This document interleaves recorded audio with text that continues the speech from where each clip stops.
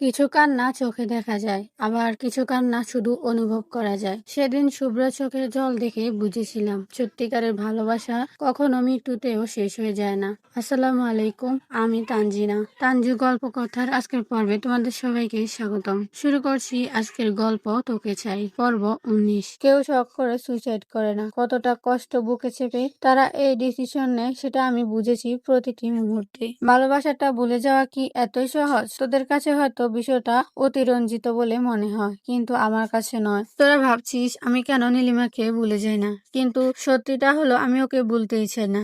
আরে নীলি কি ওকে ভুলে যাওয়ার জন্য আমাকে ভালোবেসেছিল?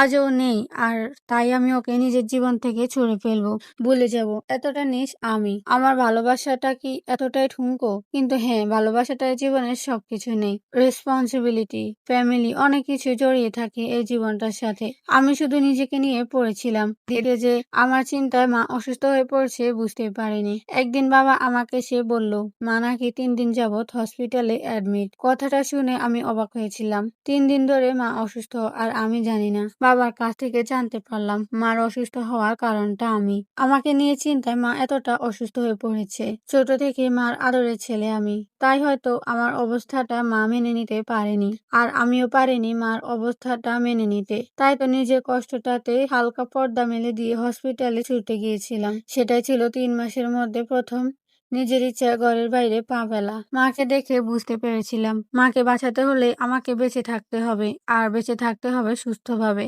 শুরু হলো অভিনয়, নিজের সাথে যুদ্ধ।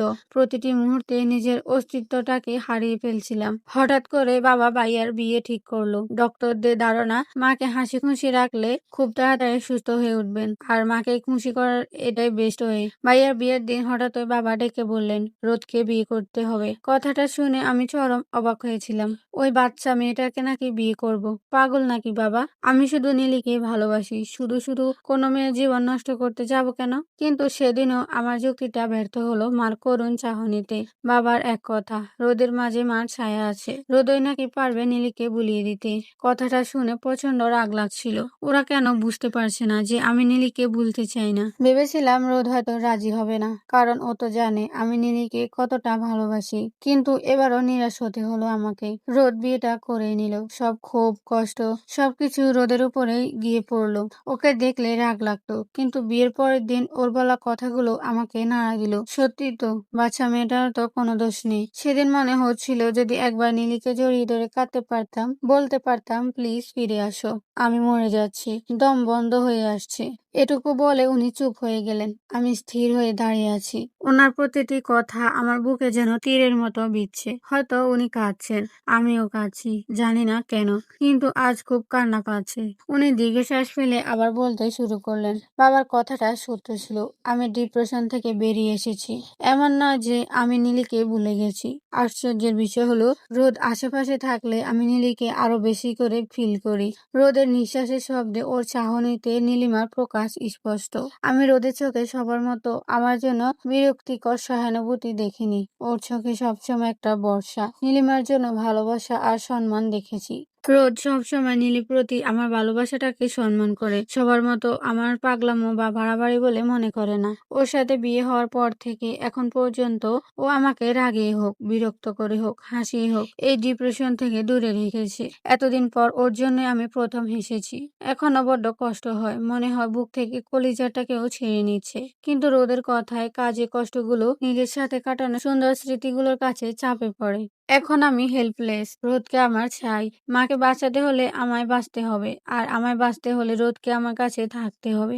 জানি আমি স্বার্থপরের মতো কাজ করছি, কিন্তু রোদকে হারিয়ে ফেললে হয়তো আমিও হারিয়ে যাব। আরে এটা কি ভালোবাসা নয়? না, এটা শুধুমাত্র প্রয়োজনীয়তা। আমি আর দাঁড়ালাম না, আসলে দাঁড়িয়ে থাকতে পারছি না। ঝটপট নিচে নেমে রাহেলার কাছে ট্রেটা ধরিয়ে দিয়েই ওয়াশরুমে ঢুকে গেলাম। আজ আমি কাঁদবো, অনেক কাঁদবো। ওয়াশরুমে চুপচাপ বসে আছি। পাশের ট্যাপ থেকে অঝরে পানি ঝরছে, তার সাথে তাল মেলাচ্ছে আমার চোখ। জানি না আমি কেন কাঁদছি, নিজের জন্য নাকি শুভ্রর জন্য। আমার এই ভাগ্যটার জন্য কে দায়ী? শুভ্র?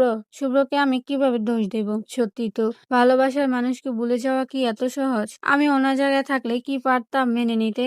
যে সয় সে বুঝে কষ্ট কাকে বলে। শুভ্রের কষ্টের সামনে আমার কষ্টটা নিতান্তই তুচ্ছ। নিজেকে খুব অসহায় লাগছে। মনে হচ্ছে যদি কোনোভাবে শুভ্র কষ্টগুলো ধুয়ে মুছে দিতে পারতাম, কিন্তু আমি হেল্পলেস। আমারও আজ খুব করে মনে হচ্ছে, নীলিমা আপু ফিরে আসো তুমি, একবার ফিরে আসো। তোমার শুভ্রকে আমি তোমার কাছে ফিরিয়ে দেব। আমি ওনার হাসিটাকে পেতে চাই, ওনাকে না পেলেও আমার চলবে। কান্না ভেজা শুভ্রকে আমি আর নিতে পারছি না। প্লিজ ফিরে আসো। তুমি তো সবসময় বলতে আমার কোনো কথাই তুমি ফেলতে পারো না। দেখো তুমি মিথ্যে বলতে, আমাকে সবসময় মিথ্যে বলতে। হঠাৎ ওনার গলার আওয়াজ পেয়ে উঠে দাঁড়ালাম। আমাকে ডাকছেন। মুখে চোখে পানি দিয়ে বেরিয়ে আসতে দেখি উনি ওয়াশরুমের ঠিক সামনে দাঁড়িয়ে আছেন। চোখগুলো লাল হয়ে আছে, মুখটাও মলিন, হয়তো কেঁদেছেন।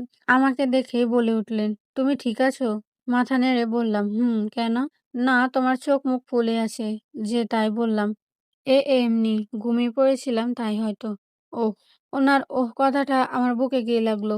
অন্য সময় হলে হয়তো এখন আমাকে ইচ্ছেমতো বকে দিতেন। কিন্তু আজ শুধু একটা টলমলে চোখে জিজ্ঞেস করলাম, নীলিমা আপুকে খুব মিস করছেন তাই না? আমার কথাটা শুনে উনি উল্টো দিক ফিরে ব্যালকনির দিকে পা বাড়ালেন। হয়তো চোখের জল লুকানোর চেষ্টায় আছেন। আমিও মিস করছি খুব। কথাটা শুনে উনি ফিরে তাকালেন। চোখে বার হয়ে থাকা অশ্রুগুলো নেমে গেল গাল বেয়ে। আমার চোখেও জল। উনি ধীরে ধীরে বিছানায় গিয়ে বসলেন। মাথা নিচু করে ২ হাত দিয়ে মুখ চেপে রেখেছেন। শরীর হালকা কেঁপে কেঁপে উঠছে। বুঝতে পারছি কাঁদছেন। মাঝে মাঝে অবাক হয়, কাউকে এতটাও ভালোবাসা যায়। আমার বুকটা ক্ষতবিক্ষত হয়ে যাচ্ছে ক্রমাগত। নিজের স্বামীকে এভাবে কাঁদতে দেখলে নিজেকে যে কতটা অসহায় বলে মনে হয়, সেটা কাউকে বোঝানোর ক্ষমতা আমার নেই। সাহস নিয়ে ওনার পাশে গিয়ে দাঁড়ালাম। কাঁপা কাঁপা হাতে ওনার কাঁধে হাত রাখতে বাচ্চাদের মতো কাঁদতে লাগলেন। হয়তো আমার হাতের ছোঁয়ায় বসা খুঁজে পেয়েছেন। আমি হাত রাখতে উনি ভাঙা ভাঙা কণ্ঠে বলে উঠলেন, ভীষণ কষ্ট হচ্ছে রোদ, আমার সাথে কেন হলো এমন? বলতে পারো?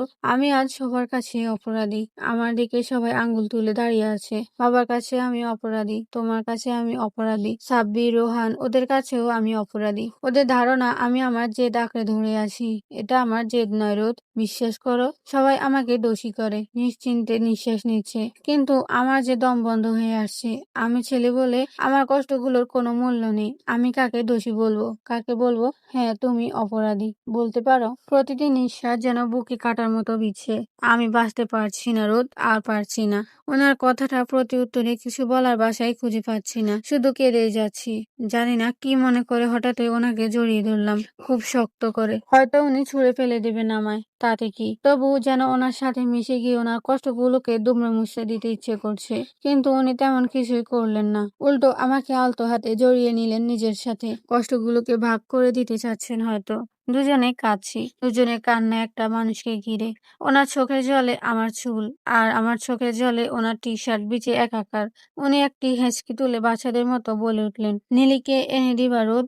প্লিজ একবার এনে দাও না। আমি না আর পারছি না, বিশ্বাস করো, একটুও সহ্য হচ্ছে না আমার। আমি মরতেও পারছি না, আবার বাঁচতেও পারছি না। আমাকে বাঁচাও রোদ। আমার নীলিকে চাই, শুধু একটু দেখবো ওকে, একটা নজর। কতদিন দেখি না। ওনার কথায় হু করে কেঁদে উঠলাম। বুঝতে পারছি উনি ওনার মাঝে নেই। আবরার শুভ্র কখনো নিজের ইমোশন গুলো দেখায় না। নীলি আপু মারা গেছেন 4 মাস হতে চললো। এর মধ্যে কেউ ওনাকে কাঁদতে দেখেনি, শুধু আমি ছাড়া। হঠাৎই খেয়াল করলাম ওনার শরীর বড্ড গরম, আবারও জ্বর উঠে গেছে। সেদিনও এমন হয়েছিল, আজ আবারও। একটা দীর্ঘশ্বাস ফেলে ওনাকে উঠিয়ে বিছানায় শুয়ে দিলাম। রাত 12:30 বাজে। এত রাতে মামুনিকে ডাকা ঠিক হবে না। উনি তো নিজে অসুস্থ। তাই এক বাটি পানি আর একটা কাপড়ের টুকরো নিয়ে পাশে বসতেই উনি আমার কোলে মাথা রেখে কোমর জড়িয়ে ধরলেন। ওনার গায়ের তাপে আমার শরীর কেঁপে উঠছে। উনি বিড়বিড় করে কিছু একটা বলছিলেন। কান পেতে যেটুকু শুনতে পেলাম তা হলো, নীলি এবার আর যেও না। তুমি তুমি চলে গেলে আমি কাঁদবো। সম্পূর্ণ বাচ্চাদের মতো কথা। সবার মাঝে একটা বাচ্চা লুকিয়ে থাকে, সেটা হঠাৎ হঠাৎ বেরিয়ে আসে। বিষয়টা কিন্তু খারাপ না, বেশ ইন্টারেস্টিং। আমি মনের অজান্তে হেসে দিলাম। নিজে পিচ্ছি, আবার আমাকে পিচ্ছি বলে। কারো হ্যাঁচকা টানে ঘুম ভেঙে গেল। কোন রকম চোখটা খুলে দেখি শুভ্র অগ্নিদৃষ্টি নিয়ে তাকিয়ে আছে। আমি কিছু বুঝে ওঠার আগে বলে উঠলেন, হোয়াট দ্য হেল রোদ, তোমাকে না বলছি আমার থেকে দূরে থাকবে? তবু এভাবে আমার কলেজের উপর শুয়ে আছো কেন? ওনার কথায় ব্যাপক রাগ লাগছে। আরে বেটা বলে কি? আমি ওনার কলেজের উপর শুয়েছিলাম নাকি উনি আমার কলেজের উপর শুয়েছিলেন? এটা দেখি চোরের মায়ের বড় গলা। আমি না, আপনি শুয়েছিলেন, তাও আবার আমার কলেজের উপর। বাজে কথা বলবে না। আমি বোকা নই। পড়াশোনা বাদ দিয়ে শুধু বাজে চিন্তা। হোয়াট? আমি বাজে চিন্তা করছি? আর আপনি যে কাল রাতে কি, হ্যাঁ? পড়া কমপ্লিট করছো তুমি? ফাজিল মাইয়া। পড়াশোনা বাদ দিয়ে শুধু মাখামাখি করার চেষ্টা। ওনার কথা শুনে মনে হচ্ছে ওনার সবগুলো চুল টেনে টেনে ছিঁড়ি। সারাটা রাত নায়িকা শাবনার মতো সেবা করার পর সকালবেলা বেটা নায়ক ওমর সানির মতো স্মৃতিশক্তি হারায় ফেলছে। কেমনটা লাগে? ফাজিল ফোলা। এত কষ্ট করে কেন করলাম সেবা? হোয়াই? আগে জানলে বেটাকে এমনি ফেলে রাখতাম। মরে ভূত হয়ে নীলিয়াপুর সাথে লালা লালা করে ঘুরে বেড়াতি। সেটাই বেস্ট হতো। ভ্রুকুচকে বললেন, আচ্ছা, এই পানি ভর্তি বাটি এখানে কেন? মুখ ভেঙ্গিয়ে বললাম, ওখানে ডুবে মরবো তাই। কথাটা বলে ওয়াশরুমে চলে গেলাম। এই অসহ্যকর লোকটার সামনে বসে থাকার কোনো মানেই হয় না। ডাইনিং রুমে বসে আছি। সবাই খাবার নিয়ে ব্যস্ত আর আমি হাঁ করে তাকিয়ে থাকতে ব্যস্ত। খাবারের প্রতি আমার ইন্টারেস্ট আপাতত জিরো। আমার সামনে শুভ্র বসে আছে। ছেলেরা যে কতটা সুন্দর হতে পারে তার প্রমাণ দিতে হয়তো ওনাকে এতটা সুন্দর লাগছে। উফ, ব্ল্যাক ড্রেস আপে এত ড্রেসিং লাগছে, ইচ্ছে হচ্ছে জুস বানিয়ে খেয়ে নিই। হঠাৎই উনি বলে উঠলেন, মুখটা অফ করে খাওয়ার দিকে মনোযোগ দাও। কত বড় অপমান! ছি! মামু মামুনি তো আছেই, আরিফ চাচা পর্যন্ত মুখ চেপে হাসছে। বেটা খাটাস, মুখটা গোমড়া করে বসে আছি, কিন্তু তাতে কারো কোনো ভাবান্তর হলো বলে মনে হলো না। সবাই সে আগের মতোই হেসে চলেছে। উনি আবারও বলে উঠলেন, আমার আজ ইম্পর্টেন্ট মিটিং আছে, সো আজ আমি তোমাকে ড্রপ করতে পারবো না। ড্রাইভার চাচাকে বলে রাখছি, উনি তোমাকে পৌঁছে দিবে। কি এমন ইম্পর্টেন্ট মিটিং যে ওকে ড্রপ করতে পারবি না? বললাম তো ইম্পর্টেন্ট, আমি আসছি। কথাটা বলে উনি উঠে গেলেন। আমার তো যথেষ্ট সন্দেহ হচ্ছে, মিটিং হলে এত সাজুগুজু করে যেতে হবে নাকি? নির্ঘাত কোনো মেয়ের সাথে মিটিং? জানি তো। মামনিকে বলে আমিও বেরিয়ে পড়লাম কোচিং এর উদ্দেশ্যে। মাঝপথে গিয়ে আমার চোখ চড়ক গাছ। আজকের মতো এখানেই বিদায় নিচ্ছি। আবার দেখা হবে পরবর্তী পর্বে। সবাই ভালো থেকো, সুস্থ থেকো। আল্লাহ হাফেজ।